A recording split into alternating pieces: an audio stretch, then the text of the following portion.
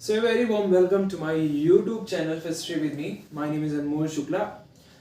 पिछले लेक्चर में हमने पढ़ा था डिमांड फोरकास्टिंग की डेफिनेशन, उसके मतलब, और थोड़ा सा एक स्पार्क आपको मिल गया था रिलेटेड टू डिमांड फोरकास्टिंग की डिमांड फोरकास्टिंग का मतलब क्या है। डिमांड फोरकास्टिंग का बेसिक मतलब यही है कि आपको फ्यूचर के लिए डिमांड को फोरकास्ट करना है, प्रिडिक्ट करना है। आपको सेल्स के लिए एस्टिमेट निकालना है कि भाई इतनी मांग, इतनी वैल्यू, कहीं ना कहीं इतना एस्टिमेट मैं अपने प्रोडक्ट के लिए लगा रहा हूं कि भाई इसकी इतनी सेल होगी इन फ्यूचर। जब हम डिमांड फोरकास्टिंग करते हैं तो इससे बहुत चीजों में हेल्प मिलती है। हमें ना सिर्फ हेल्प मिलती है और हमें एक smooth operation for the organisation के लिए एक इंपॉर्टेंट चीज हो जाती है डिमांड को फोरकास्ट करना। तो आज के लेक्चर में हम कुछ यही पढ़ने वाले कि भाई डिमांड फोरकास्टिंग की नीड क्या है, कि जरूरत क्या है, कि बिना जरूरत के तो हम भाई कोई चीज ऑर्गेनाइजेशन में करते नहीं है ना। तो हमें डिमांड फोरकास्टिंग की नीड लगी होगी तभी तो हमने करना चालू किया कि वो क्या क्या नीड्स हैं जिसकी वजह से डिमांड फोरकास्टिंग कहीं ना कहीं हम लगातार ला रहे हैं अपने प्रोसेस में ऑर्गेनाइजेशन के, और कितनी हेल्पफुल है देखने वाले हैं आज की वीडियो में। बट बिफोर दैट, इससे पहले वाली वीडियो देख के आइए, डिमांड के लेक्चर्स देख के आइए। एटलीस्ट डिस्क्रिप्शन में लिंक है मैनेजरियल इकोनॉमिक्स की हर वीडियो पहले से अगर आप देख के आएंगे फिर इस वीडियो में आएंगे तो सब कुछ क्लियर होने वाला है। So if you're new to the channel, subscribe and hit the bell icon to get the daily updates because daily videos जो है वो अपलोड हो रही हैं। आपका प्यार जो दूसरी प्लेलिस्ट में भी मिल रहा है, चाहे वो फंडामेंटल्स ऑफ मैनेजमेंट हो या ऑर्गेनाइजेशनल बिहेवियर हो, और आने वाली वीडियोस जैसे एंटरप्रेन्योरियल डेवलपमेंट के साथ साथ बिजनेस लॉ, बहुत सारी प्लेलिस्ट ऑलरेडी जो है वो आने वाली हैं और उन पे काम लगातार ऑलरेडी चल रहा है। सो जरूरत है कि आप चैनल में नए हैं तो चैनल पे बने रहें, इसलिए सब्सक्राइब कर लें। बहुत बातें हो गई, let's understand the need for demand forecasting. So सबसे पहला पॉइंट है नीड के लिए कि भाई ये जो है ये हेल्पफुल है डिसीजन मेकिंग में, डिसीजन लेने में बहुत हेल्पफुल है। देखो नहीं समझ में आने वाली है नीड जब पहले वाली वीडियो नहीं देख के आओगे, so it's really very important कि भाई एटलीस्ट इससे पहले वाली वीडियो देख के आइए। So it is very very helpful in decision making. यार बहुत सारे डिसीजंस लेने में ये हेल्पफुल है। जब हम किसी कमोडिटी के बारे में ये समझते हैं कि भाई इतनी इसकी मांग होने वाली है फ्यूचर में, इतनी इसकी सेल होने वाली है, हम ये चीज़ अगर एस्टिमेट लगाते हैं, जब हम ये चीज़ प्रिडिक्ट करते हैं फ्यूचर के लिए उस पर्टिकुलर कमोडिटी के लिए, तो हम ना सिर्फ प्लानिंग कर रहे हैं मैनेजमेंट के लिए, उस प्रोडक्ट के लिए, बल्कि ये फोरकास्टिंग हमें हेल्पफुल होती है चीज़ों को ऑर्गेनाइज करने में भी। कितना स्टॉक रखना है, कितना क्या मशीन उसके लिए यूज़ करनी है, फिर इन्वेंट्री में कहाँ रखना है प्रोडक्ट को, कितनी पावर सप्लाई चाहिए, और कितना फाइनेंस चाहिए, कितना प्रमोशन रखना है, बहुत सारी चीज़ों में ना। तो ना सिर्फ फोरकास्टिंग करना हेल्पफुल होता है in the planning, but it is also helpful in organising, then working accordingly, working whatever you have decided or organized in organizing। ठीक है, वही चीज जब आप एक्शन में लाते हो, that is what directing, and then checking कि भाई इंप्लीमेंटेशन जो है वो अकॉर्डिंगली हुई है, अकॉर्डिंग टू द प्लान हुई है कि नहीं, that is what controlling.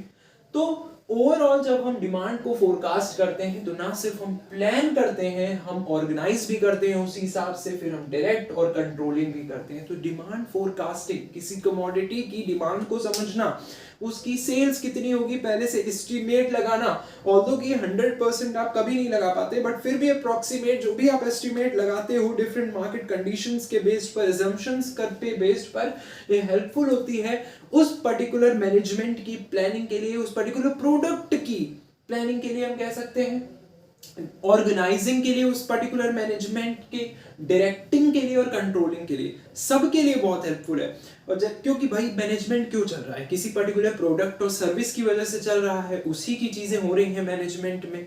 Management बनाई क्यों किया गया, बिजनेस के लिए, उस पर्टिकुलर प्रोडक्ट के। सो भाई उस प्रोडक्ट की डिमांड को फोरकास्ट करना, इसका मतलब उसकी प्लानिंग, उसकी ऑर्गेनाइजिंग, उसकी डायरेक्टिंग और उसकी कंट्रोलिंग, उन सब में कहीं ना कहीं महत्वपूर्ण डिसीजंस के लिए आपको आपकी तैयारी करना। So it helps in decision making also, and you need to understand कि in today's market condition managers need to take correct decisions.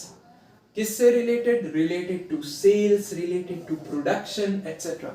देखो आज के मार्केट के टाइम में जब कंपटीशन बहुत सारा है, in order to differentiate your product, in order to be, क्योंकि भाई तुम अगर परफेक्ट होने की कोशिश नहीं करोगे तो जो तुम्हारा कॉम्पिटिटर है वो बहुत सारे ऑलरेडी प्लान्स कर रहा है, तुमसे आगे निकल आएगा।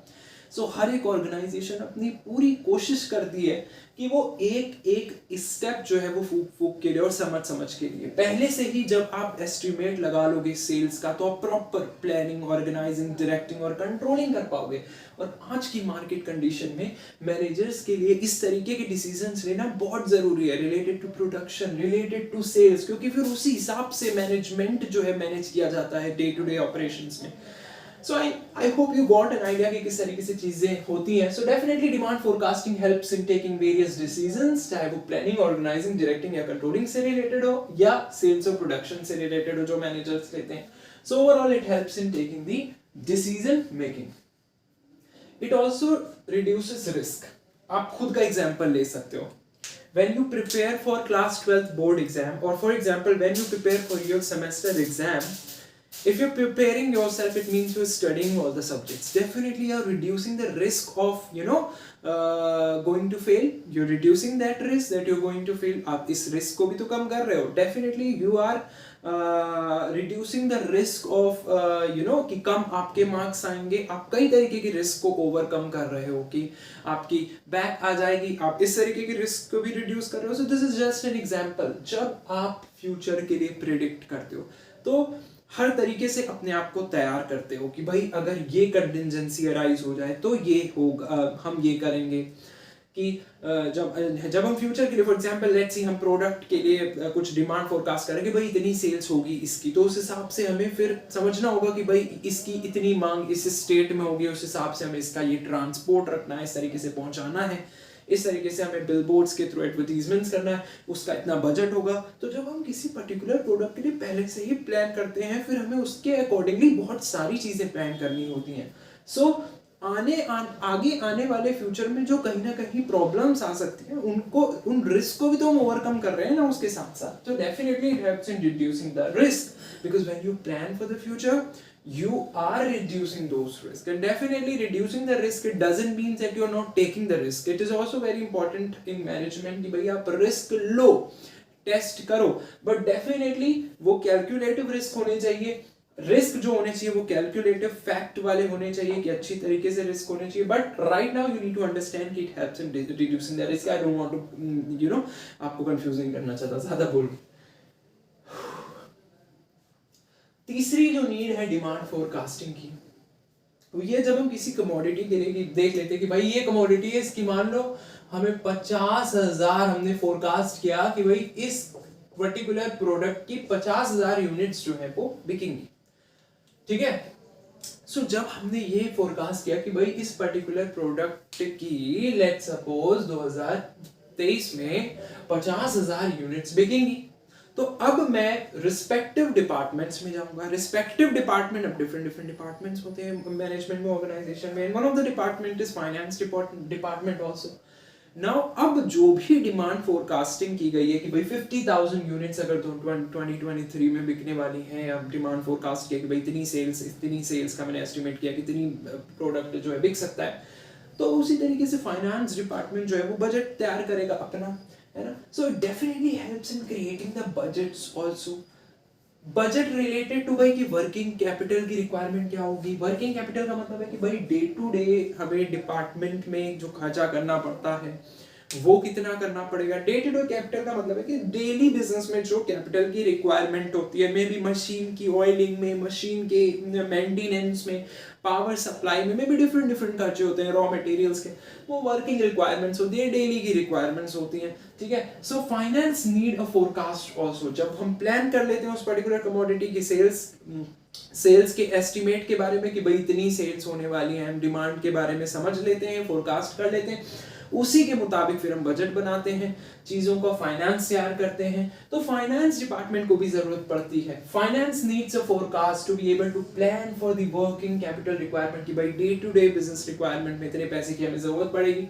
तो ये बहुत हेल्पफुल होता है in estimating the cost and expected revenues also, कि भाई इतना खर्चा होने वाला है, इतना हमें फायदा मिलेगा, इतनी, इस हिसाब से हमें जो है प्राइस डिसाइड करना है उस कमोडिटी का। तो इससे काफी हेल्प मिलती है डिपार्टमेंट्स को, रिस्पेक्टिव डिपार्टमेंट्स को। बजट डिसाइड करना एक बहुत इंपॉर्टेंट एस्पेक्ट है डिमांड फोरकास्टिंग का। प्राइस डिसाइड करने में for a product it is also helpful. Now the fourth point is it is helpful in marketing also. देखो जब हम पर्टिकुलर पे हमने फोरकास्ट किया, हमने प्रीवियस मार्केट कंडीशन से की, जब हम देखो डिमांड की फोरकास्टिंग कर रहे होते हैं ना, यानी कि उस प्रोडक्ट के लिए डिसाइड कर रहे होते हैं कि भाई इसकी इतनी सेल्स होगी, तब हम पहले पुरानी मार्केट कंडीशंस को भी देखते हैं कि भाई पास्ट में उस पर्टिकुलर, अगर हम 2023 के लिए फोरकास्ट कर रहे हैं तो हम 2022 की कंडीशन देखेंगे उस प्रोडक्ट की, भाई 2022 में उसकी कंडीशन क्या थी, उसकी पोजीशन क्या थी इस पर्टिकुलर प्रोडक्ट की। That is also helpful in understanding the demand for that product in 2023। So analysing 2022 कि भाई 2022 में उस प्रोडक्ट की क्या कंडीशन थी, it is very helpful in understanding the 2023 condition. Then also we have to access the market कि भाई 2023 में मार्केट की कंडीशंस क्या होनी चाहिए, क्या कोई रूल्स और पॉलिसीज तो नहीं आई है, गवर्नमेंट कैसी है, पॉलिटिकल चेंजेस तो नहीं हो रहे, इकोनॉमी कैसी, ये सारी चीजें, कॉम्पिटिटर के प्राइस क्या है। तो ये सारी चीजें ये सारी चीजें हम ध्यान में रखते हैं जब हम डिमांड फोरकास्टिंग करते हैं। यहाँ पर पॉइंट है कि हेल्प्स इन मार्केटिंग। जब हम डिमांड के एस्टिमेट लगाते हैं सेल्स का, तो भाई मार्केटिंग डिपार्टमेंट को भी मदद मिलती है कि भाई इतना ब्रॉड स्पेक्ट्रम है इस पर्टिकुलर प्रोडक्ट का, मे भी बहुत ज्यादा सेल होने वाली है, हमने ये लगाया क्योंकि इस साल भी बहुत सेल हुई है तो अगले साल भी बहुत सारी सेल होगी, और कुछ मार्केट कंडीशंस ऐसी होंगी पिछले साल, बजट की वजह से प्राइस भी कम होगा तो इसकी सेल और में भी बढ़ जाएगी, ऐसा कुछ हुआ मान लो, तो सेल और बढ़ जाएगी, तो भाई उस हिसाब से तुम्हें मार्केटिंग भी करनी पड़ेगी, मे भी तुम्हें बड़े बड़े बिल बोर्ड्स लगाने पड़ेंगे, एडवर्टीजमेंट्स कराने पड़ेंगे। तो भाई मार्केटिंग प्रमोशन के लिए भी तो भाई मदद मिलती है, जो मार्केटिंग मैनेजर को भी मदद मिलती है इससे डिमांड फोरकास्टिंग की, तो उसके लिए भी एक नीड है। ठीक है, तो नीड फॉर डिमांड फोरकास्टिंग तो भाई मार्केटिंग के लिए भी है, मार्केटिंग मैनेजर के लिए भी, प्रमोशन करने के लिए भी अच्छी बात है। So marketing manager can effectively analyse the promotional plan. So जब वो फोरकास्ट देखेगा, प्रोडक्ट की डिमांड देख के वो अच्छी तरीके से इफेक्टिवली एनालाइज करेगा ये चीजें, और फिर एक प्रमोशन प्लान भी बनाएगा कि इस तरीके से इसके हमें मार्केटिंग करनी है। मे बी डिमांड अगर कम है उस पर्टिकुलर प्रोडक्ट की, तो आप टीवी पे थोड़ा ना ऐड दोगे, मे बी न्यूज़पेपर्स में दोगे, मैगजीन्स पे दोगे, मतलब एक just an example. So marketing manager can effectively analyse the promotional plans. Sorry, इतना बोल लिया आज के दिन में। So marketing manager can effectively analyze the promotional plans, new product introductions and other activities. वो उस हिसाब से देखेंगे भाई किस अगर मान लो बहुत ज्यादा मांग बढ़ रही है, तो हम मे बी पिछले साल एक पर्टिकुलर स्टेट, लेट से मान लो कि यूपी में बहुत ज्यादा उस प्रोडक्ट की डिमांड बढ़ गई थी, तो इस साल हम यूपी के अलग अलग जो भी सिटीज है उनमें लेके जाएंगे इसको। ठीक है, तो इस तरीके से नए प्रोडक्ट को लॉन्च करना है, ये सब कुछ डिमांड फोरकास्ट जब हम करते हैं तभी उसी से हमें मदद मिलती है, क्योंकि जब हम डिमांड फोरकास्ट करते हैं तो हम पास्ट मार्केट कंडीशंस को भी देखते हैं और पास्ट में उस पर्टिकुलर प्रोडक्ट की डिमांड क्या थी वो भी देखते हैं, तभी हम आगे के लिए डिमांड कर पाते हैं। आई होप आपको क्लैरिटी लग गई होगी, आपका दिमाग related to that topic open हुआ होगा। Now you good to go, कोई भी आर्टिकल पढ़ोगे you good to go. The last point is it is helpful in efficient day-to-day operation, which is quite obvious कि भाई daily to daily जो भी operations होते हैं, operational managers होते हैं जो कि daily to daily जो भी operations management या organization में होते हैं उनको handle करते हैं, तो operation को भी जरूरत पड़ती है डिमांड फोरकास्टिंग की, उस हिसाब से चीजें स्मूथ वे में ओवरकम हो, उस तरीके से वर्कर्स रखे जाए, उस तरीके से काम हो, उस तरीके से मशीन्स पर काम हो, या डिफरेंट चीजें। तो operation needs forecast also to be able to schedule a manufacturing run कि भाई एक दिन में इतनी फोरकास्टिंग की है हमने, कितनी सेल होगी, तो उस हिसाब से हमें प्रोडक्शन भी करनी है, तो मैन्युफैक्चर एक प्रोडक्ट इतनी यूनिट से एक दिन में बने, किस तरीके से काम हो, वर्कर्स किस तरीके से डेलीगेट किया जाए। तो भाई ऑपरेशंस में भी ये इफिशिएंट होती है डिमांड फोरकास्टिंग की, एक नीड डिमांड फोरकास्टिंग की ये भी है कि भाई helps in efficient day-to-day operations. ठीक है, so operations need a forecast to be able to schedule a manufacturing runs in the most efficient manner, ताकि smooth way में सब कुछ चले, इसलिए भी डिमांड फोरकास्टिंग जो है वो जरूरी है। ठीक है, to plan for expanded capacity and to stay in line with the market demand के साथ हमेशा लाइन में रहना। ठीक है, तो ये सारी चीजें भी जरूरी है। सो एक 5 पॉइंट आई होप आपको क्लैरिटी के साथ ये बताना चाह रहे हैं, ठीक के बताना चाह रहे हैं कि डिमांड फोरकास्टिंग की जरूरतें क्या है, क्यों डिमांड फोरकास्टिंग जरूर ज़रूरी है। अगर आपको समझ में आया है तो प्लीज़ कमेंट करके बताइएगा और फीडबैक दीजिएगा और मुझसे कनेक्ट करने की कोशिश कीजिए। जहाँ पर भी आप कर पाएँ वहाँ पर डिफरेंट प्लेटफॉर्म्स मैंने दे रखे हैं डिस्क्रिप्शन बॉक्स में, और अब मैं इससे ज़्यादा नहीं बोल पाऊँगा। Thank you so much for supporting me and keep watching. Take care.